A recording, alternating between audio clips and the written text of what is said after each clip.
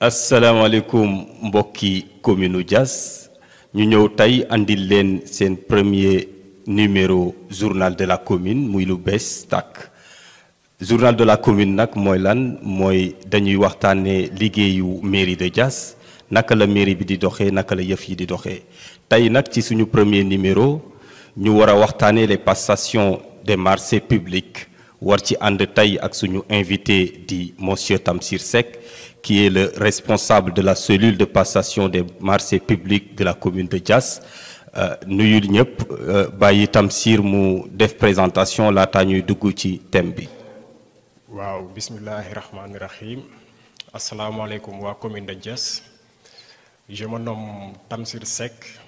je suis le coordonnateur de la cellule de passation des marchés de la commune de Diass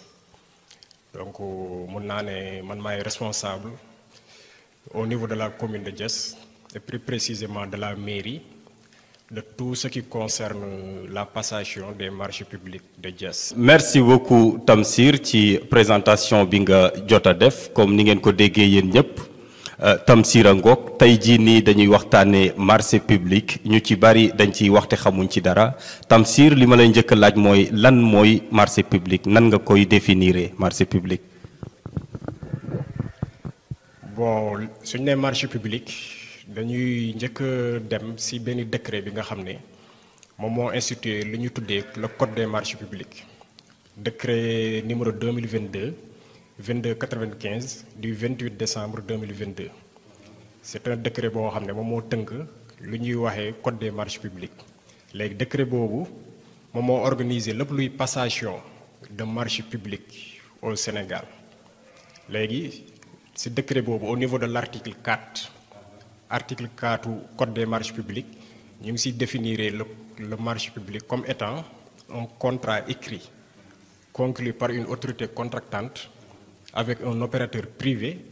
pour répondre à ses besoins en matière de travaux, de fourniture et de services maanaam marché public suñ koy tënk maanaam dafa am ñetti catégorie am na marché boo xam ne dañ ko tuddee marché de travaux am na marché yoo xam ne dañ ko tuddee marché de fourniture et des marchés yoo xam ne dañ leen tuddee marché de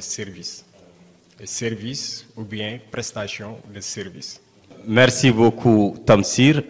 définition bi yaakaar naa leer na ñetti façon marché moo am marché de travaux marché de fourniture et marché de service donc yaakaar naa loolu dina leer ci boppi ñëpp parce que aujourd'hui li monsieur le maire Mamadou Ndione yore yëfi ñëpp la donc transparence da cee war te da cee gën donc ma gëm na ci loolu rek la nekk tey jii nii lan nga mën a wax ne moom mooy njëriñu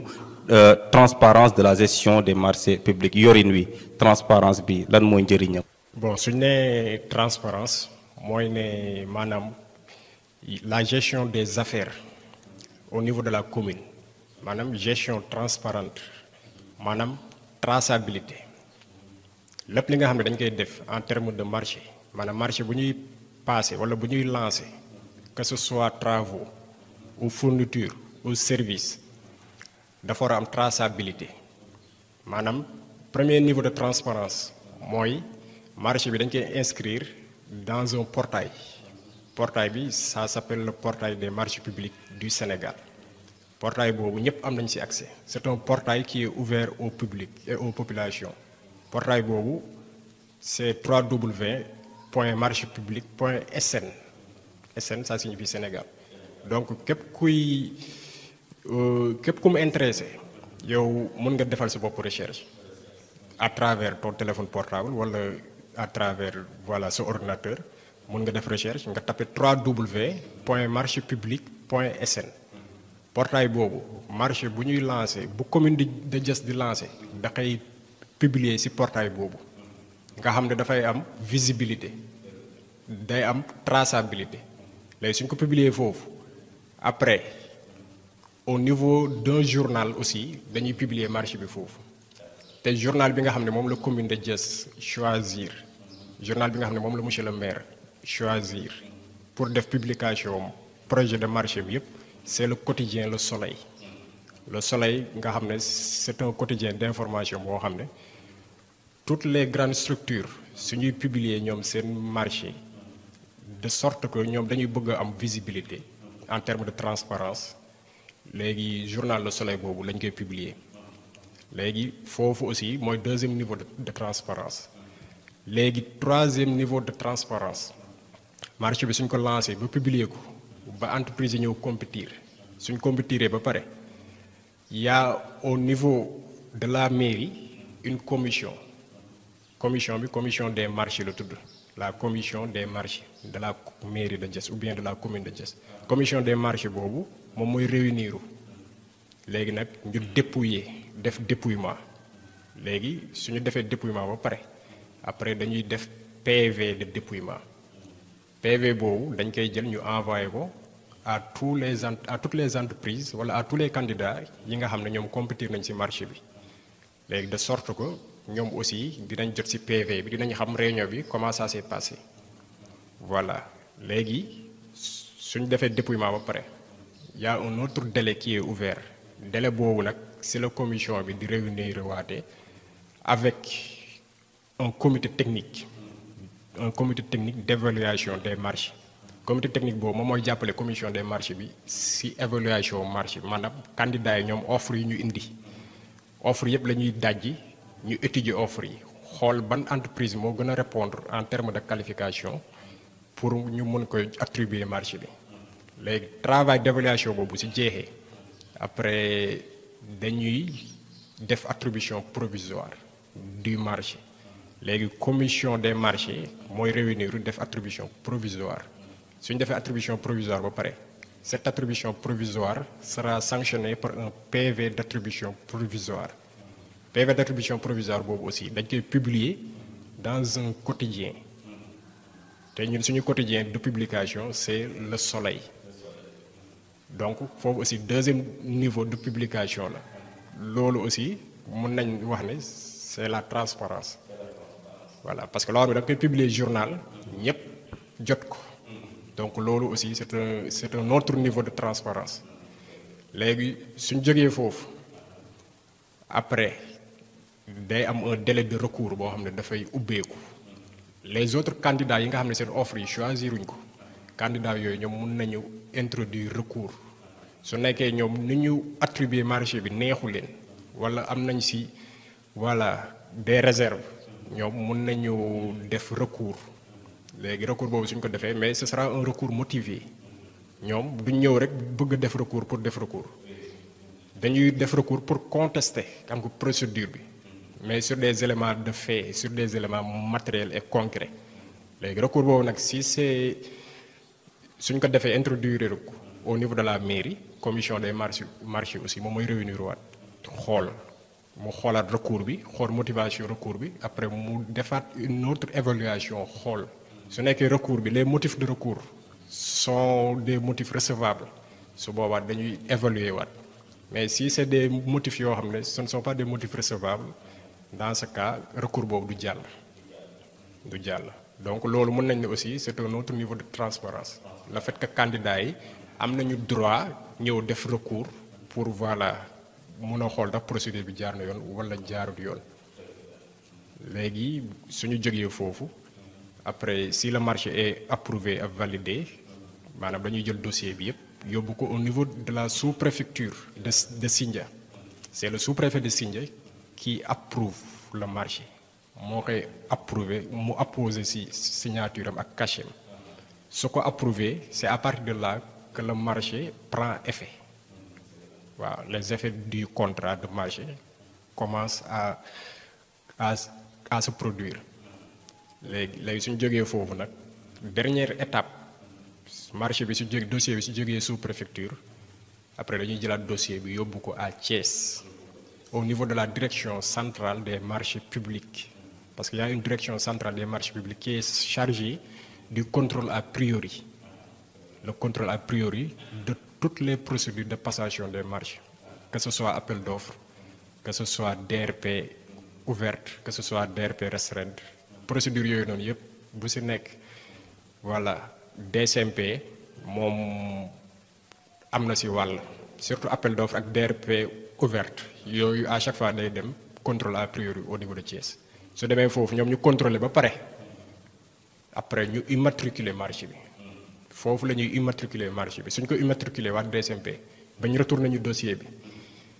à partir de la procédure bi jeex na léegi li des mooy ñu woo entreprise bi mu commencé exécuter liggéey bi commencé réaliser su nekkee am travaux la mu commencé réaliser travaux yi su nekkee ay fournitures yi ñu ko commandé woon ay mobilier de bureau wala ay table banc wala ay kit am ngi scolaire mu livrer ko su nekkee ay service la prestation de service tamit mu commencé exécuter prestation yi donc en termes de transparence mën nañ ko tënkee ci niveau yooyu noonu yëpp maanaam à chaque étape de la procédure on peut apprécier le niveau de transparence. jërëjëf Tamsir wax ji moom vraiment leer na nañ ma fàttali leen rek ne émission bi journal de la mairie mën ngeen ko suivre ci mairie de Diass TV mën ngeen ko suivre aussi suñu page Facebook de la mairie de Diass di mairie de Diass News mën ngeen ko suivre aussi via les organes de presse locale de Diass di leen jaajëfal de passage monsieur Tamsir Seck dama bëgg a wax rek ne vous avez marché sur mes pensées parce que da nga jot a tontu sax wala laalaale li ma la bëggoon laaj parce que wax nga tey transparence bi maanaam leer na nañ li monsieur le maire Mamadou Dione utilisé tey jii nii ku ko dégg rek xam nga ne lii mooy yoon ku ko dégg xam ne lii mooy dëgg te lii mooy dëgg-dëgg transparence nga wax tuuti ma bëggoon la laaj rek ci dispositif bi gaa laal nga ko parce que wax nga lépp nu muy demee jaarale ko Le Soleil partagé ko aussi site bi man mën naa ci dugg yow mën nga ci dugg kii internaute bi di ñu seetaan nii yow it yow mën nga ci dugg mooy www.marchepublic.sn bu dut loolu aussi mën nga lire Le Soleil donc lépp leer na lépp a ngi ne fàng te nee nañ li ne fàng kenn du ko jeex kon léppi monsieur le maire Mamadou Dione dafa leer li ma la bëggoon laajaat foofu rek mooy ban dispositif ngeen mettre en place le monsieur le maire Mamadou Dione mettre en place pour les passations de ces marchés yi ban dispositif le mettre en place pour di ko joxe. Bon, avant de parler de dispositif institutionnel bi nga xam ne maire bi monsieur le maire mettre na ko en place pour la passation des marchés de la mairie de Diass je pense que il convient d'expliquer un peu fan la mbir yi di cosaanoo parce que au début de chaque année la mairie de Diass day voter benn budget léegi nag foofu dañu war a préciser que ne le budget c'est pas des fonds disponibles au niveau de la mairie du kees du xaalis bu ñuy yor au niveau de la mairie wala benn kees boo xam ne yor nañ ko au niveau de la mairie que projet bu ñu bëgg a réaliser rek dañuy dem tibb ci kees boobu ñëw réaliser ko du kees mais budget c'est des prévisions c'est des écritures c'est des prévisions léegi budget dañ koy tënk ci benn document benn papier parce que avant l'établissement du budget avant le vote du budget mairie de Diass wala commune de Diass mooy def lu ñu tuddee expression de besoin mairie de Diass mooy def expression de besoin mu nekkat sur l'année 2023 lii laa bëgg a réaliser en termes d'investissement sur l'année 2023 lii laa bëgg a def en termes de budget de fonctionnement léegi expression de besoin boobu commune de Diass wala mairie de Diass su ko defee après dañ koy jël ñu tënk ko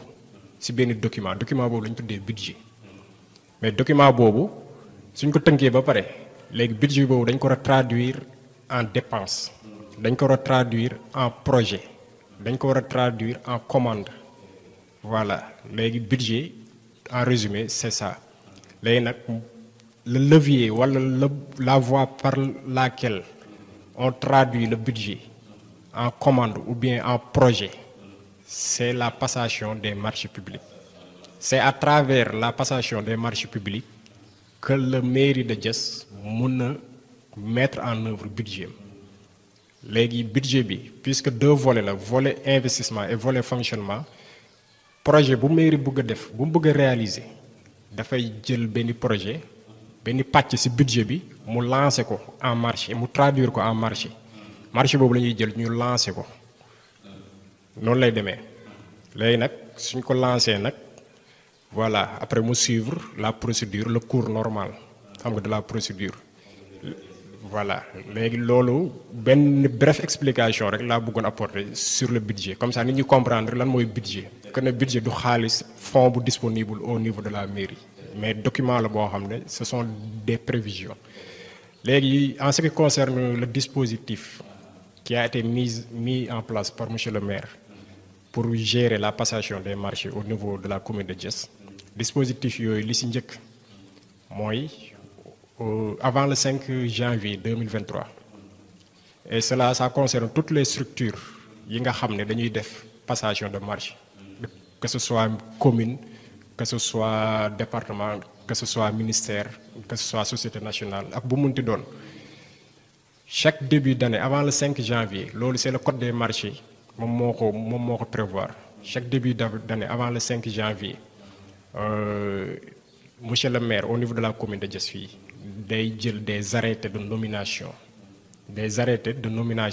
des membres de la commission des marchés ak un arrêté de nomination des membres de la cellule de passation des marchés ak un arrêté de nomination de la commission réception des travaux aussi un autre arrêté de nomination de la commission de réception des fournitures donc loolu moom moo jiitu en termes de dispositif maanaam c'est les actes de nomination yi nga xam ne monsieur le maire jël na ko pour nommer membre commission des marchés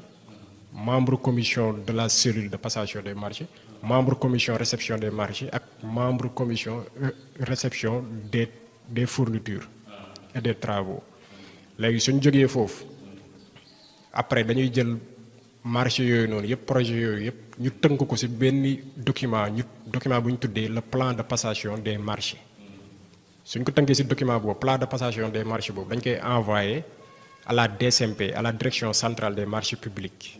suñ ko envoyé DCMP ñooy jël document boobu ñu publier ko dans le portail des marchés publics de sorte que fii au niveau de la commune de Diass tous les citoyens wala toutes les populations wala ku mu intéressé soo duggee ci portail des marchés publics yow di nga gis le plan de passation des marchés de la mairie de Diass wala de la commune de Diass di nga ko gis soo fa duggee di nga gis projet yi nga xam ne mairie de Diass yëpp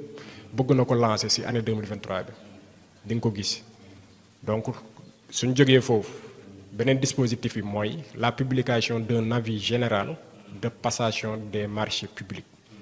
avis général boobu tamit c'est un document boo xam ne marché yi nga xam ne mairie de Diass bëgg na ko lancer par appel d'offres wala par demande de renseignement et de prix à compétition ouverte ñu tuddee ko DRPCO ñaari procédures yooyu la ñuy jël ñu tënk ko sur le document d'avis général de passation des marchés boobu aussi dañ koy publier dans le portail des marchés publics dañ koy publier aussi dans un quotidien journal Le Soleil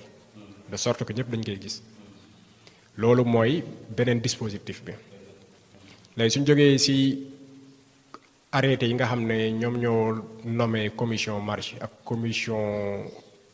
ak cellule de passation des marchés ak commission de réception des travaux ak commission de réception des fournitures il y a un autre comité technique boo xam ne monsieur le maire aussi moom moo nommé membre yi fa ne comité technique boobu ñoom ñooy assister la commission des marchés maanaam suñu defee dépouillement ba pare ba ñu war a évaluer les offres yi nga xam ne recevoir nañ ko de la part des entreprises comité technique boobu mooy dimbali commission des marchés ci évaluation bi nan la ñuy évaluer offre yépp de sorte que ki nga xam ne moom la ñuy attribuer marché bi au final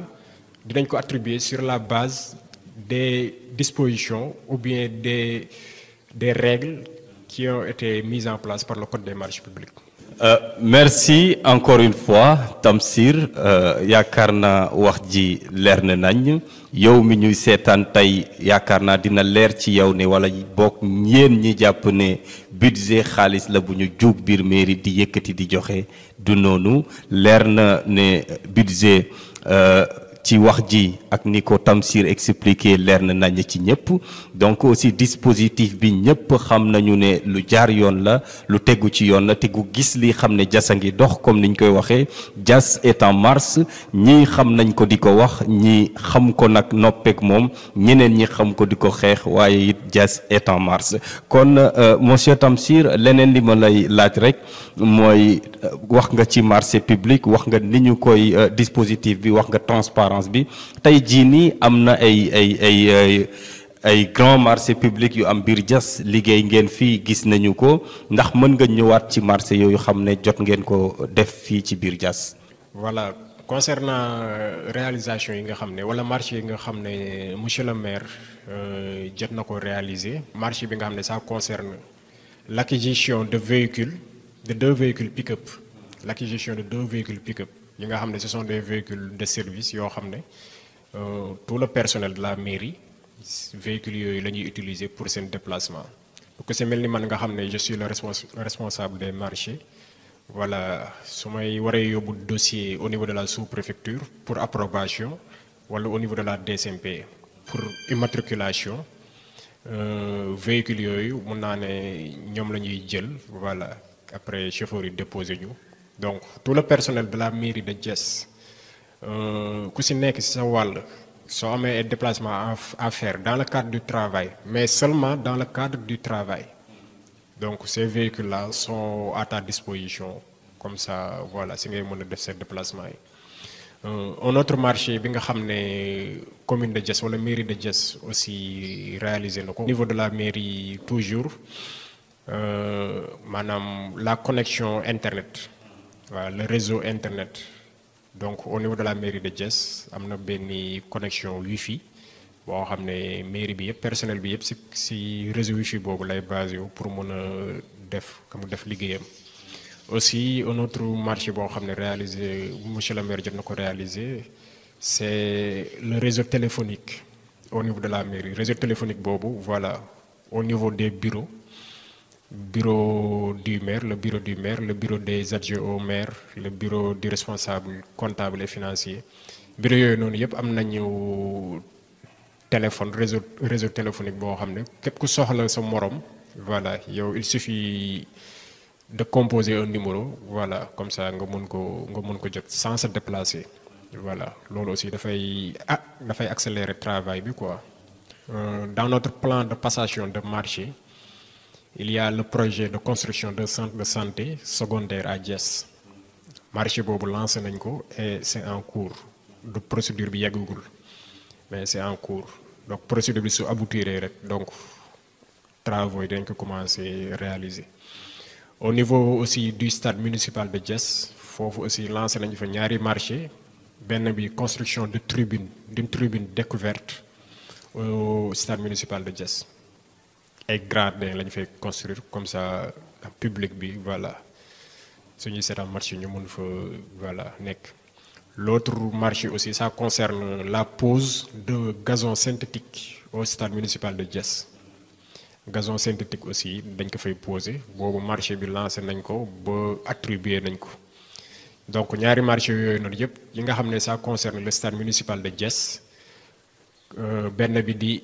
construction de tribune découverte beneen bi di pose de gazon synthétique ñaari marché yëpp lancé nañ ko ba procédure bi aboutir na